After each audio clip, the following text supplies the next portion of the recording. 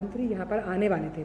उस वक्त यहाँ का जो भारतीय समुदाय, भारत जो वहाँ का मीडिया था, वो अपने आप में इतना ज्यादा उत्सुक था क्योंकि भारतीय प्रधानमंत्री की इस यात्रा को विकास के साथ ही जोड़कर देखा जा रहा है। जैसे मैरिटाइम सिक्योरिटी का हमने जिक्र किया, वो बहुत इंपॉर्टेंट है कि कैसे साइबर सिक्योरिटी ट्रैफिकिंग को समुद्री रास्ते से रोका जा सके, ये बहुत इंपॉर्टेंट है। ब्लू इकोनॉमी फ्लरिश ही नहीं कर पाएगी उस लिहाज से जिस तरह से सामरिक साझेदार तमाम ये देश रहे। इसीलिए हमने देखा कि चाहे नेपाल की बात हो, बांग्लादेश का हम जिक्र करें, श्रीलंका की बात हो, इन तमाम देशों के जो नेता हैं और इनसे जुड़ी जो मीडिया है, वहां के जो लोग हैं, उनका यही मानना है कि भारत के पास वो असीम संभावनाएं हैं और जिन संभावनाओं के साथ ये देश आगे बढ़ना चाहते हैं, भारत उनको वो खुला आसमान देता है अपनी बात कहने का। ये बहुत बड़ा फैक्टर है नेबरहुड पॉलिसी को आगे लेकर जाने का और एक्ट ईस्ट पॉलिसी के उस मंच को और मजबूत करने का। यही बिम्स्टेक का काम है। और बिम्स्टेक की एक चुनौती जिसका जिक्र सेक्रेटरी जनरल साहब ने भी किया, वो ये कहा था कि मिलना ज्यादा होना चाहिए, यानी इन पर्सन मीटिंग्स। कोविड में भी इन पर्सन मीटिंग नहीं हो पाई थी, तो ये कोविड के बाद की पहली इन पर्सन मीटिंग है। और इन पर्सन मीटिंग में जब आप एक मंच पर सामने आते हैं तो हो सकता है कुछ मतभेद हो पर मनभेद नहीं है। इसका साझा वक्तव्य जब जिस तरह से प्रधानमंत्री का हमने कल सुना ज्वाइंट प्रेसर जब बायलैटरल हुआ था, उन्होंने साफ तौर पर कहा था कि कैसे जो रणनीतिक रिश्ते हैं उनको आगे लेकर जाने के साथ साथ सभी के हितों को ध्यान में रखना है। और इसीलिए जिन अलग अलग क्षेत्रों का मैं जिक्र कर रही हूं बार बार, इसमें हम एग्री को जोड़ रहे हैं, हम यहाँ पर फिशरीज को जोड़ रहे हैं, हॉर्टिकल्चर को जोड़ रहे हैं, और ये तमाम जो अलग अलग क्षेत्र हैं, ये हर देश के लिए, हर देश के आर्थिक विकास की एक नई गाथा लिखने के लिए तैयार है। और भारत उसमें कैसे मददगार साबित होगा, भारत के मॉडल्स कैसे आगे जाएंगे, क्योंकि शेरपा साहब ने बताया था कैसे अपनी भूमिका को बेहतरी से आगे बढ़ाता दिखाई पड़ेगा। ये बहुत महत्वपूर्ण 9 साल में पा चुके हैं, वो शायद 50 साल लगते, वो 9 साल में हमने हासिल की। बिल्कुल। अच्छा, लगातार बनी रहिए। दो खास मेहमान हमारे साथ बने हुए हैं, डॉक्टर पटनायक और वीना सिकरी जी हमारे साथ बने हुए हैं। डॉक्टर पटनायक, महत्वपूर्ण बात यह कि एक गतिशीलता देने की जो कोशिश बिम्स्टेक को की जा रही थी, अब जब शिखर सम्मेलन हो रहा है, क्या यही अपने आप में एक बड़ा संदेश है कि हां, तमाम देश जो सदस्य देश हैं वो तैयार है अब मिलकर साथ आगे बढ़ने के लिए? और हां, अगर अब मिलकर आगे बढ़ने के लिए तैयार है तो किस प्रकार का एक बड़ा विजन होगा इस मंच के माध्यम से जो न सिर्फ कोऑपरेशन को आगे बढ़ाएगा बल्कि दुनिया को भी एक संदेश देता नजर आएगा? आपकी नजर में क्या एक वो बड़ा कोशिश दिखाई पड़ रही है इस सहमति के साथ कि हां, हम मिलकर आगे बढ़ने को तैयार है? डॉक्टर पटनायक, अभी जो समिट चल रही है, 6th समिट है, तो वो मतलब उसी के हिसाब से वो भी महत्वपूर्ण है, क्योंकि हम सब समय जब बात होती है कि बिम्स्टेक का प्रोग्रेस नहीं हो रहा है, मीटिंग नहीं हो रहा है, तो इसी तहत में अगर आप देखेंगे, डेफिनेटली ये एक संदेश दे रहा है कि बिम्स्टेक का जो लीडरशिप है, जो 7 देश है उनका जो लीडरशिप है, वो कमिटेड है रीजनल कोऑपरेशन के लिए। और बिम्स्टेक इसीलिए सिग्निफिकेंट है, जैसे आप पहले बताए कि वो साउथ एशिया और साउथ ईस्ट एशिया को कनेक्ट भी कर रहा है। हमारा एक्ट ईस्ट पॉलिसी जो अभी का सरकार का एक पुश रही है एक्ट ईस्ट पॉलिसी के ऊपर, तो उसको भी आगे लेके जाएगी।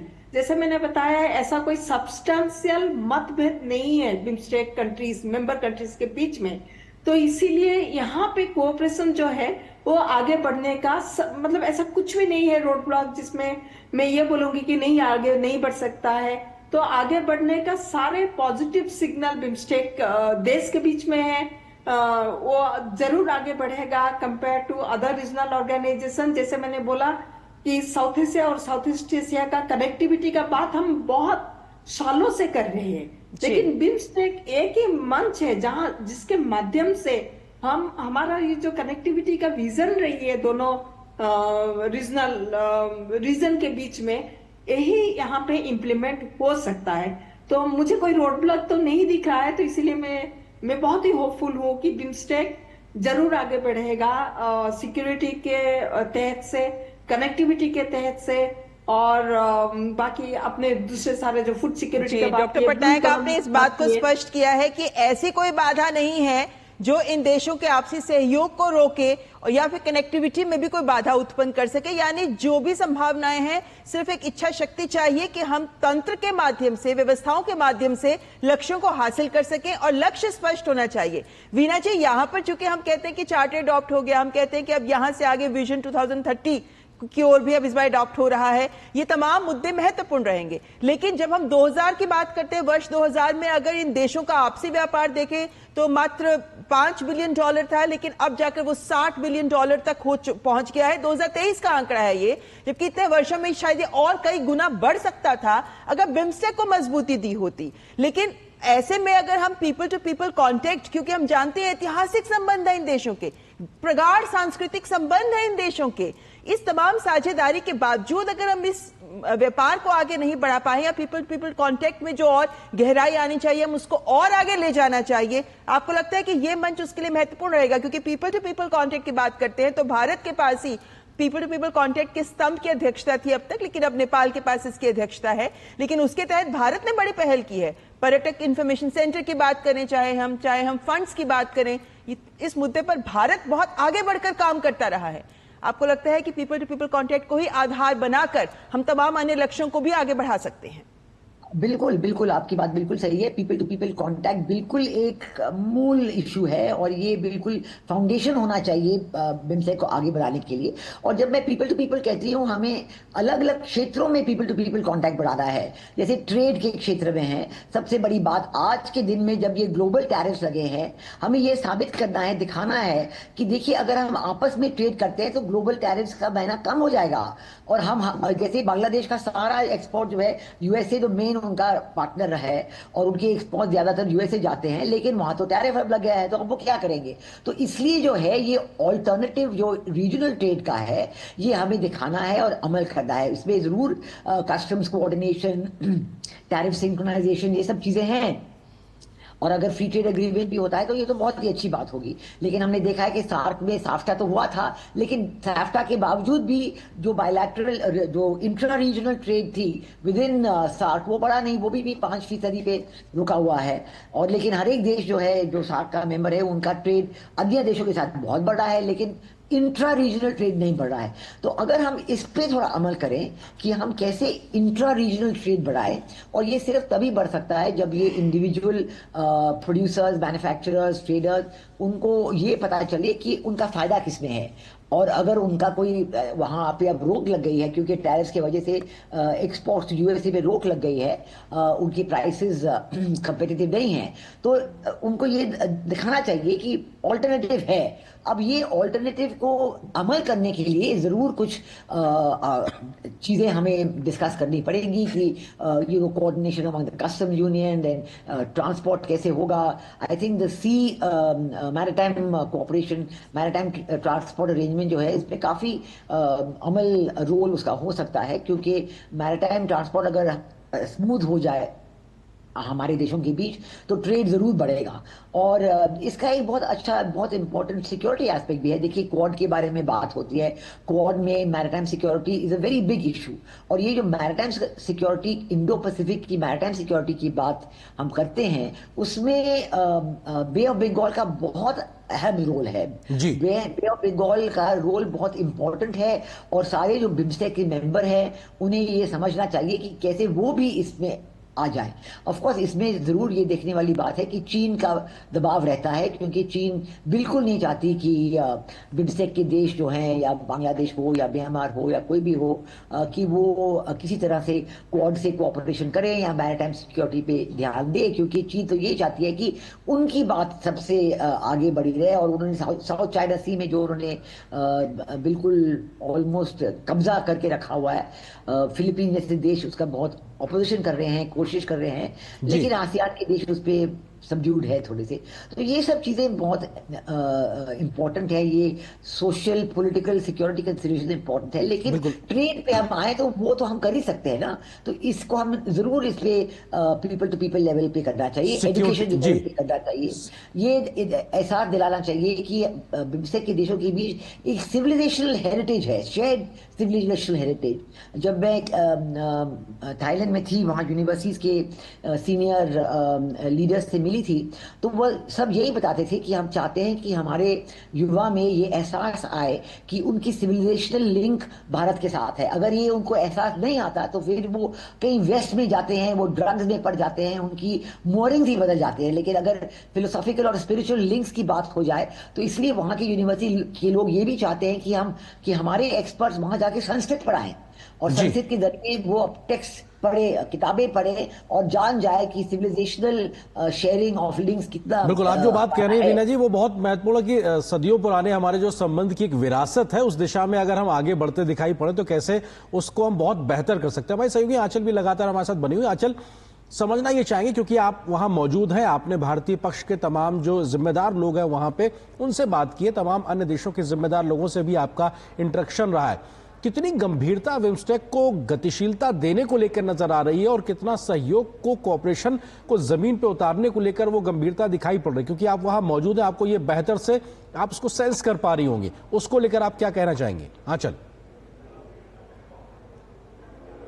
अच्छा, मैं इसमें वीना जी ने जो बात बोली सांस्कृतिक आदान प्रदान की, उसमें बहुत इंटरेस्टिंग फैक्ट हमारे दर्शकों को बताती हूँ न्यूज़ के मंच के माध्यम से।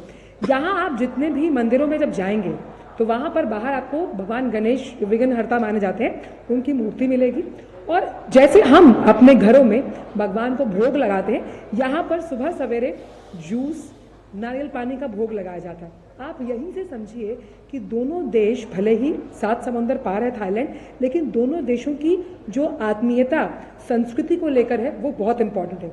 चक्रा डायनेस्टी से जब किंग रामा 1 यहाँ आए, कई मंदिरों का निर्माण किया गया जिसमें बुद्धिज्म बहुत प्रमुख तौर पर इन्वॉल्व रहा है।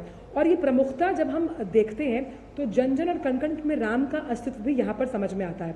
अब जब दो देश सॉफ्ट पावर, सॉफ्ट डिप्लोमेसी से इतने समान है तो आप खुद समझिए कि रीजनल कनेक्टिविटी कैसे आपको जोड़ेगी। कहते हैं ना कि दो दोस्त तभी साथ में दोस्त होते हैं जब उनके कुछ विशेषताएं मिलती हैं। मतलब अगर आप और मैं दोस्त हैं तो कहीं ना कहीं कुछ कैरेक्टरिस्टिक्स हमारे में सिमिलैरिटी वाले होंगे, और ये बहुत बड़ी सिमिलैरिटी है।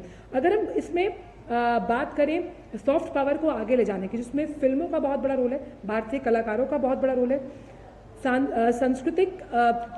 जो संस्कृत और पाली भाषा को अगर देखा है, कई ऐसे शब्द हैं थाई में जो संस्कृत और पाली से लिए गए हैं, और ये बहुत बड़ा काम करता है रीजनल कनेक्टिविटी, यानी जिस रीजन को अपने साथ जोड़ने के लिए। तो ये तो संस्कृति के लिहाज से हुआ।